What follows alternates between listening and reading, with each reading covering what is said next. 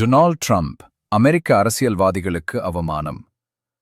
பல வருடங்களாக ஐக்கிய நாடுகளின் ஜனாதிபதிகள் முன்னதாக பல அரசு பதவிகளை வகித்தவர்கள். Biden, Clinton, Obama, Bush, Reagan இந்த நபர்கள் முதலில் தொழில் உயர்வில் முன்னேறி மெதுவாக முக்கியமான தேர்தல் பதவிகளை பெற்றனர், பின்னர் ஜனாதிபதிகள் ஆகினர். டொனால்ட் ட்ரம்ப் அரசு ஆளுநர், மேயர் அல்லது சனாதிபதி அல்ல. அவர் எந்த அரசாங்க அல்லது தேர்தல் பதவியையும் வகிக்கவில்லை. ஆனால் அவர் உடனடியாக ஜனாதிபதி ஆனார். ஏனெனில் முழு வாழ்க்கையையும் அரசு பதவிகளில் கழித்த அமெரிக்க அரசியல்வாதிகள் அமெரிக்காவின் நெருக்கடியை கையாள முடியாது. யாரும் அதை கையாள முடியாது. ரிபப்ளிக்கன்கள் அல்லது டெமோக்ரட்டிகள் இருவரும் இல்லை.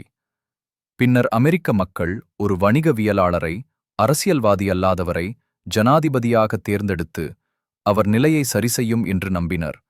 அதனால் ட்ரம்ப் அனைத்து அமெரிக்க அரசியல்வாதிகளுக்கும் அவமானம். ரிபப்ளிக்கன்கள் மற்றும் டெமோக்ரட்டிகள் அனைவரும். ஆனால் ட்ரம்ப் தானும் நெருக்கடியை கையாள முடியாது.